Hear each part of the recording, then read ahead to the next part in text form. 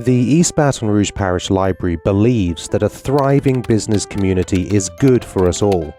That's why we help entrepreneurs start businesses with tools like Gale Business Builder. Keep commerce rolling by providing access to computers, printers, and free Wi-Fi at 14 branch locations. Get a library card. Grow your business at ebrpl.com/business.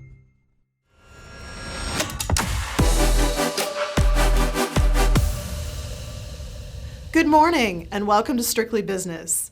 I'm your host, Penny Font.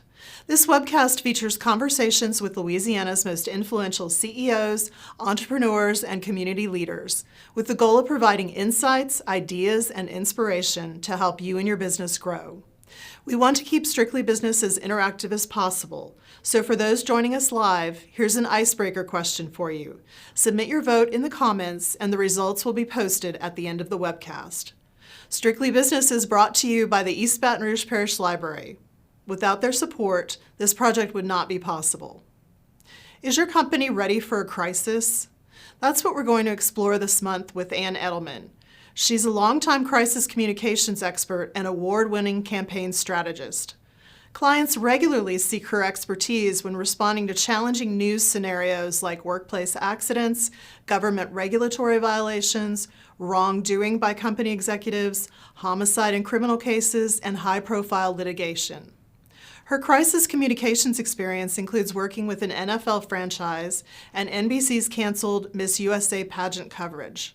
She has worked extensively with disaster-related communications, including Louisiana's historic flooding in 2016, the 2010 BP oil spill, and several Gulf Coast hurricanes.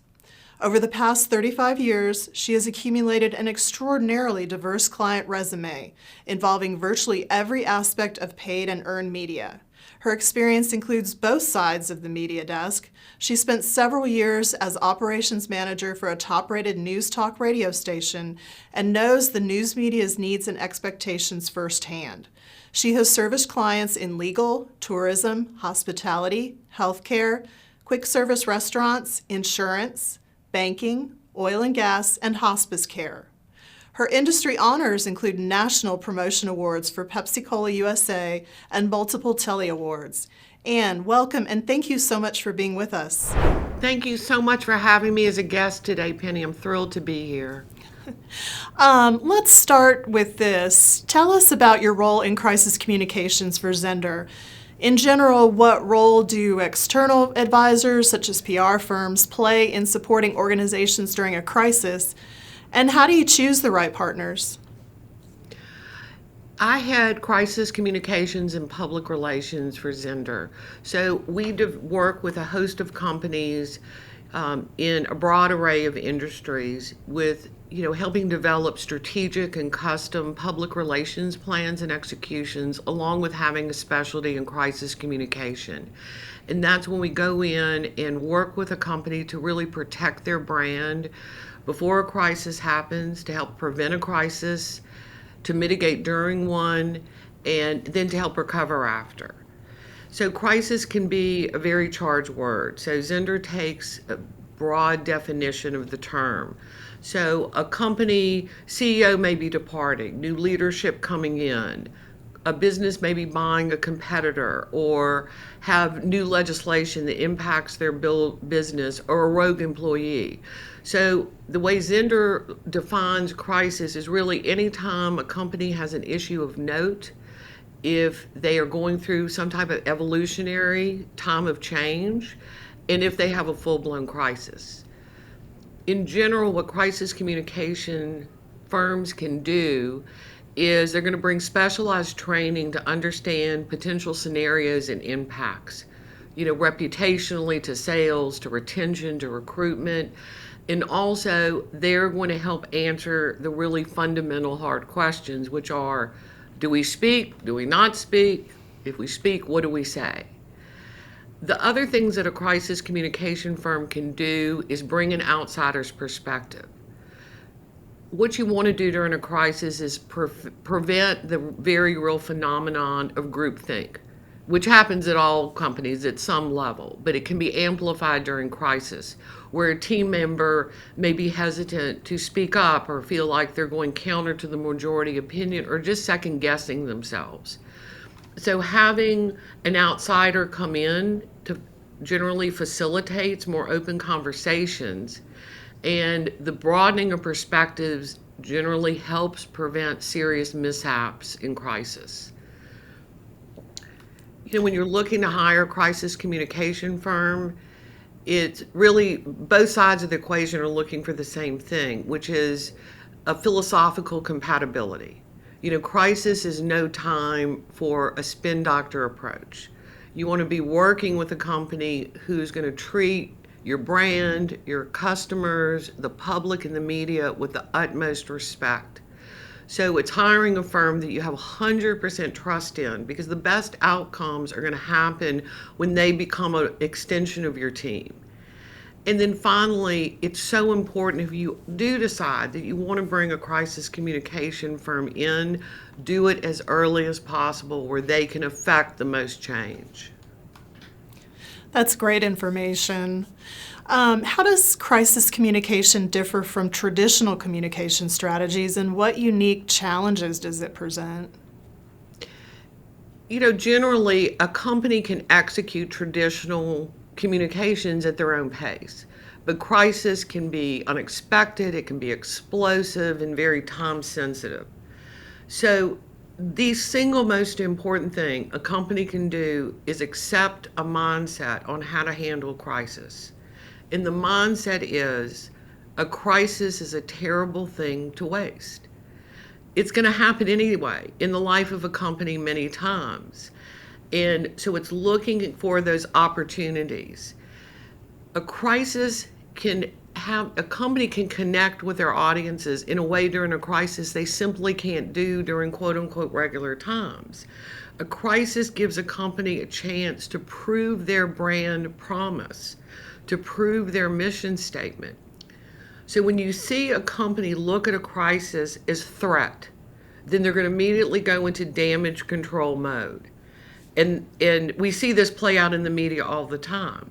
And that only leads to more damage.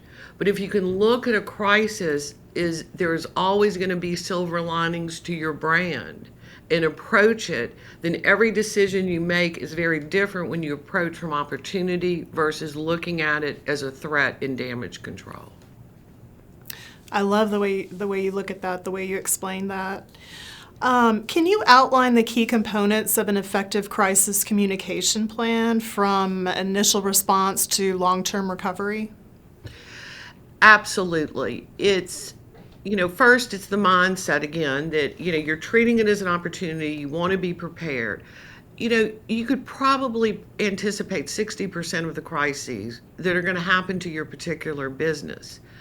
40% are going to completely blindside you. But preparing for the 60% is going to help you immeasurably when the ones out of left field come. So first, it's figuring out who is going to comprise your crisis team. Then how do you develop, vet, and approve messaging? You also want to do a scrub of your stakeholders to think, who are all my stakeholders and how can I get in touch with them at a moment's notice? So, within your own company, your board of directors, your investors, your vendors, maybe related associations and groups. Then it's looking at all points of contact in your business, because what you're going to want once you have your message is you got to control that message and make sure that everything is consistent. So this is looking at everyone from who's answering the phone at your front desk to who's controlling your social media channels. It's also a great time to bring your managers together, bring your crisis team together, and play out likely scenarios. So every industry will have inherent crisis probabilities, and all companies share common ones, such as a cyber breach or a natural disaster. So while you're building this muscle memory with your team, you're also able to do a risk assessment. Look at where the vulnerabilities are now and try to prevent the crisis from happening. Think about who your spokesperson would be. Are they media trained? Are they going to feel comfortable talking with the media? And then if you needed to contact the media in a moment's notice, are you able to do that, whether this is media in your own backyard or industry press? The other thing, this is a great time before a crisis hits, is to review your digital footprint. Because what will often happen is, a company may have a presence on LinkedIn, X, Instagram, Facebook, but they're not actively working all the channels. So what's the first thing that's going to happen when a crisis happens? The media is going to go look at your social media channels, the public. And so if you haven't posted anything on Facebook in 7 months, you just took a little ding to your brand, and you want to make sure you're not taking any dings to your brand, especially during a crisis. So it's looking as a business, what channels really make sense for us, and then let's own those channels. Because quantity is great, but you really want quality. Because when you do have to message out, you want a curated audience that's there already to be able to, especially there are times where social media may be the only way to get a message out during an extreme crisis. And then finally, it's always to make time for a postmortem to accomplish 2 basic things.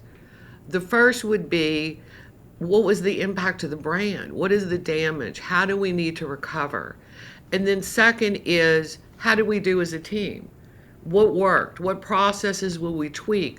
So building that institutional knowledge, building that muscle memory is really important, because then you can bring it, your team brings that knowledge to the negotiating the next crisis.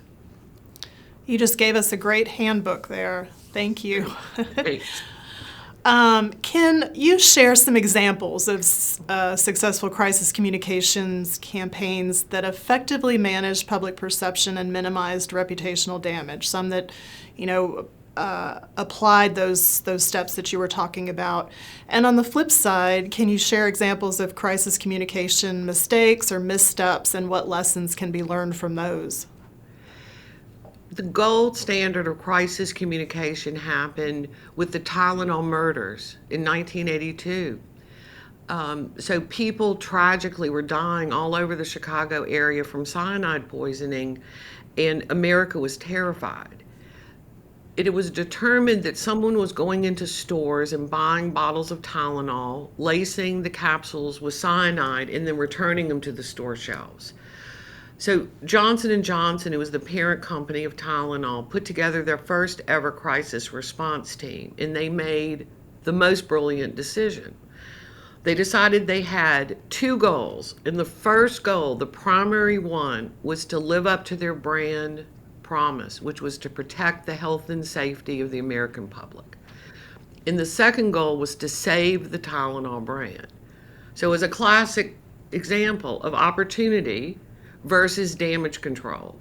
So if the crisis response team had flipped those priorities and saving the Tylenol brand was the most important, then every decision they made would have been different. So Tylenol ended up doing things that no company in America had ever done.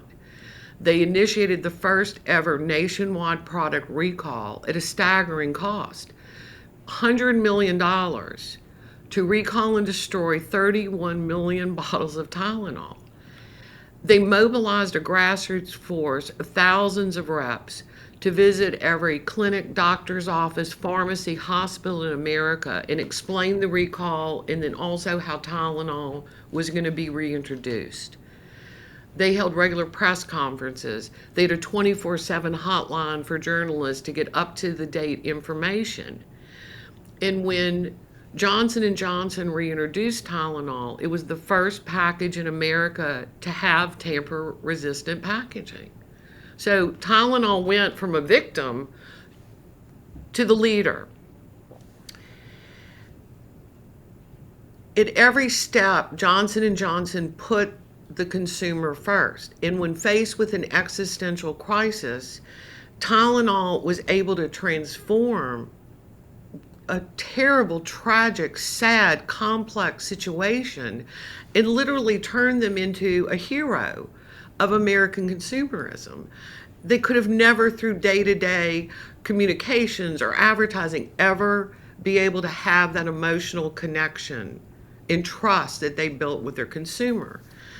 Now, conversely, even though not as dramatic, you probably remember a few years back, United Airlines forcibly removed a physician passenger from a plane, bloodied up in the process, to accommodate a flight crew that was in transit. And this went viral, and United Airlines was in a lot of pressure to make a statement. And the United Airlines CEO came out with his first statement, which started by saying that this event was very upsetting to everyone at United Airlines, which, seems innocuous, but it was exactly the wrong move. You got to think of the audience. America's outraged by what they saw in the video. They're anticipating an apology, and also they're asking, could this happen to me? I need clarity on your policy. So for the CEO to start talking about how upsetting United Airlines was the focus was on them and not on the customer. Then the CEO went to say one of the most famous lines now, which was, and this is an exact quote, "I apologize for having to reaccommodate these passengers." What does that mean? There's no clarity. So that's all he did with the statement was he just took gasoline and threw it on the burning crisis fire. It was an apology that wasn't an apology. And for him to use the word apology within a context when the public had an anticipation was a serious misstep. So now he gets grilled by the media, by the public, on social media. It takes United 3 statements to get it right, to say what they should have said at the onset, which was basically, we apologize and this will never happen to another United airline passenger again. So it's such a great counterpoint to Tylenol, because United took the damage control approach. They closed ranks. They were defensive. They blamed the passenger. And essentially what they were saying to the customers were, United Airlines values United Airlines before it values its customer. And then you take the counterpoint with Johnson & Johnson with Tylenol, who ended up sacrificing for their customers for a crisis that wasn't even of their own making. Those are very powerful anecdotes. Thank you for sharing those. How do you tailor communication strategies to different stakeholders, such as employees, customers, investors, and the media during a crisis? You've kind of touched on this in what you've talked about before, so let's drill down on that. Well, tailoring's so important. It's a great question because every crisis is unique, because every crisis has its own context and its own nuances. And so this is why, messaging can never be cookie cut, because really every word can matter.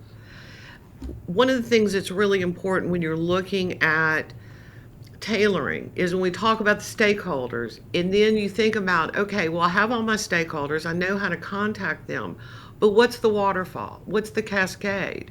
Who's going to get that message first? When do I send that to the media versus my board of directors or my employees? So it's looking at all of those particulars that can really make a difference, that you're not making any missteps. The other thing is part of your entire messaging package is questions and answers, making sure you've already gone through all that, because what the media is going to want to know is vastly different than what a board member or an employee would want to know. And then the other thing is to make sure you quickly do a review of your current marketing. So your paid advertising, your social media, speaking engagements, so that you make sure that within the context of the crisis, nothing you're doing is inappropriate.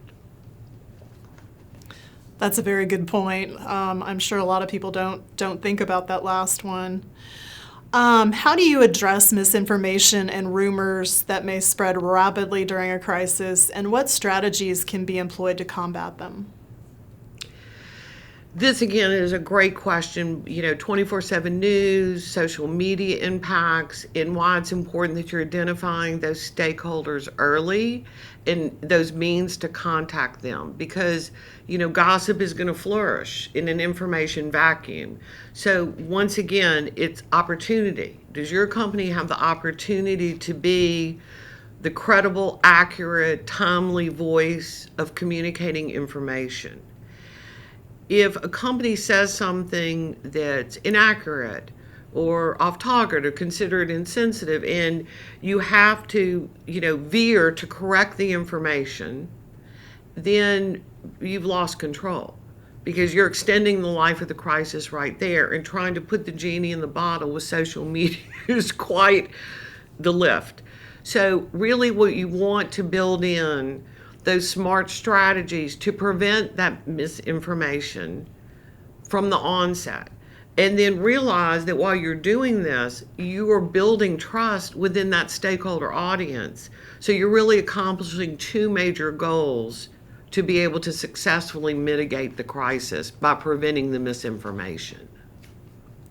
On the point of social media, can you discuss the importance of real-time monitoring and social media listening in crisis communication, and how these tools can inform response strategies?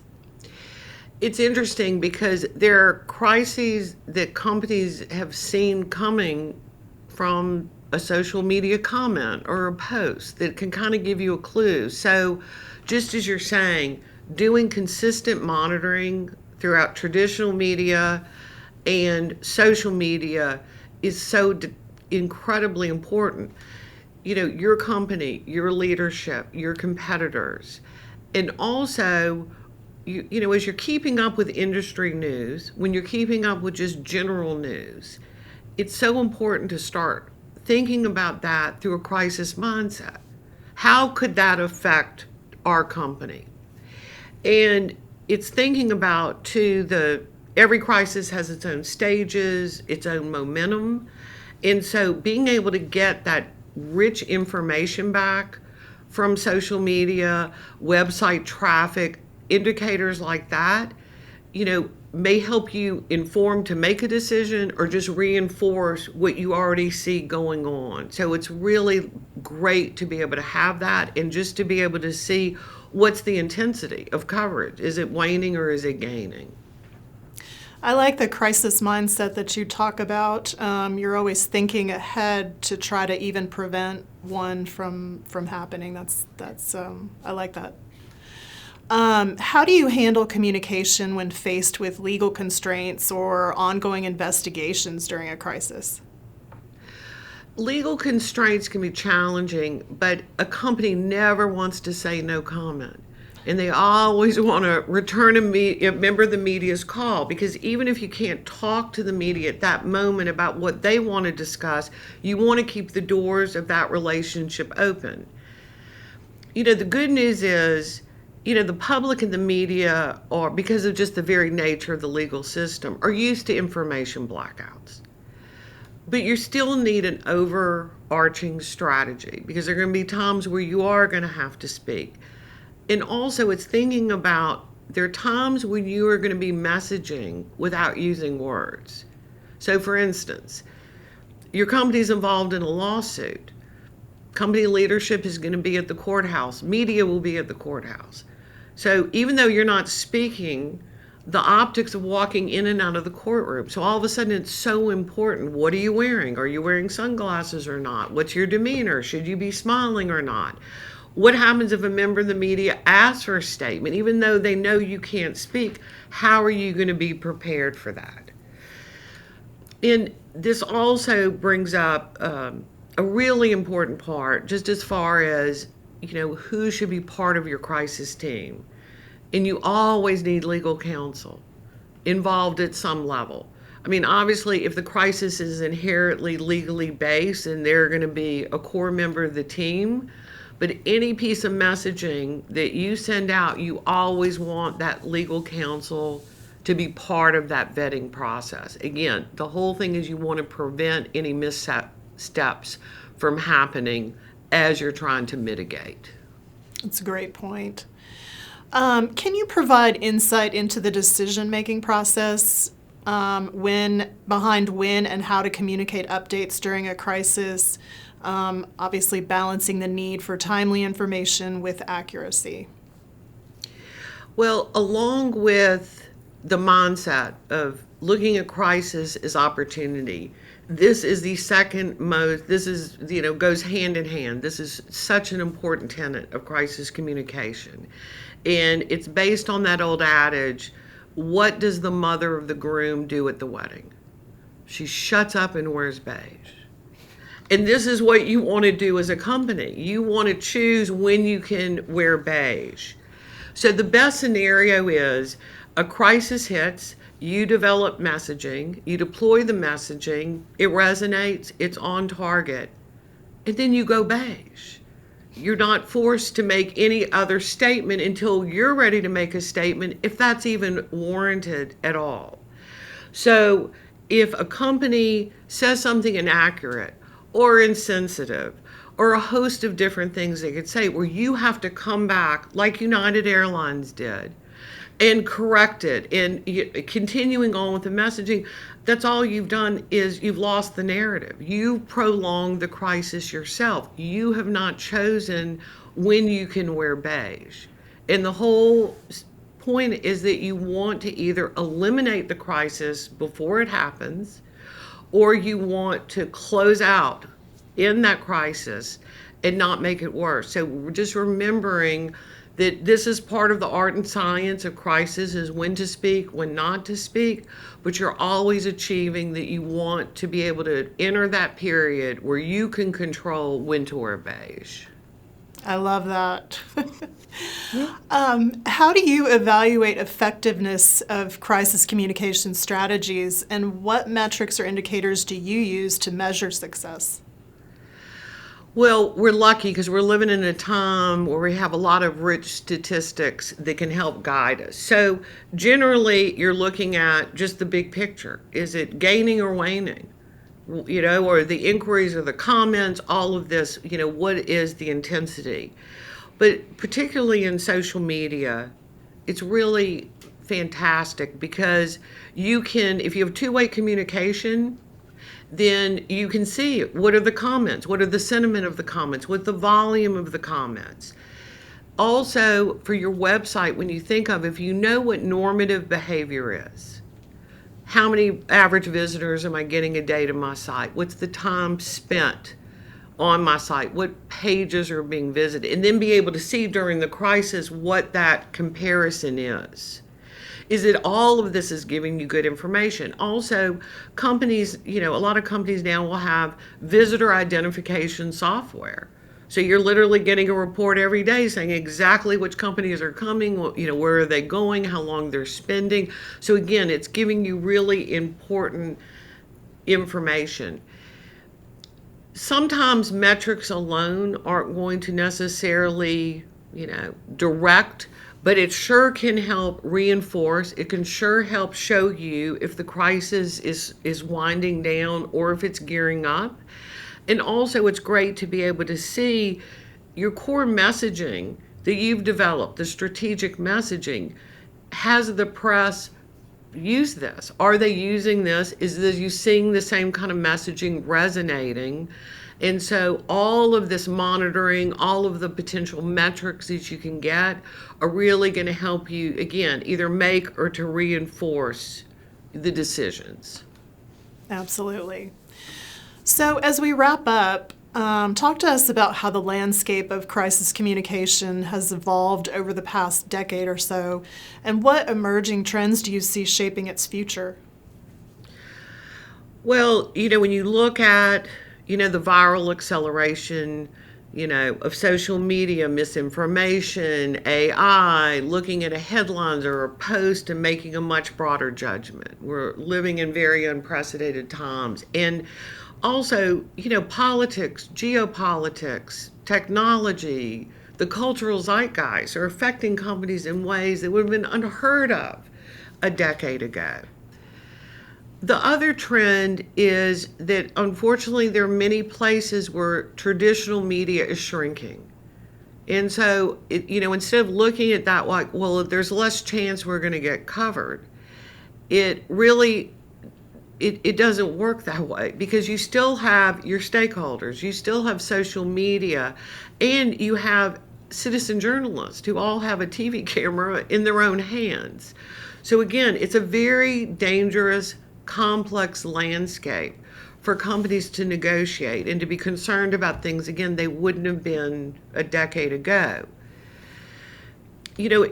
If you could look at three basic things a company could do to protect themselves in a very much of a minefield of a media landscape, first would be invest in positive brand marketing, build some Teflon. Second is you want to really protect and nurture every social media, all your digital, your website. You always want those channels to be a proud reflection of what your brand is. And at all cost, anything you can do to protect yourself from cyber threat, do it. And then lastly is really what we talked about today, is accepting the fact that crisis is going to happen, building the muscle memory with your team, running through scenarios. I talk about benefits from crisis, and one of the most universal is this: no company is going to find a better team building experience than mitigating a crisis together, because the team is going to be empowered and to feel like this is a contribution that they have made at a time that the company really needed them. So it's when you're accepting the fact that you do need to prepare and spend the time on crisis, whether you hire a crisis communication firm or not, it's knowing that you're going to get the benefit because your team is going to appreciate the proactivity and the power that they feel to be able to help during the worst times of a company's life. Such great wisdom, Anne. Thank you so much for making the time to join us today. It was such a pleasure, Penny. Thank you. And thanks also to our viewers for joining us, as well as our sponsor, the East Baton Rouge Parish Library. On behalf of the show's director, Tim Coles, and myself, enjoy and make your day a great one.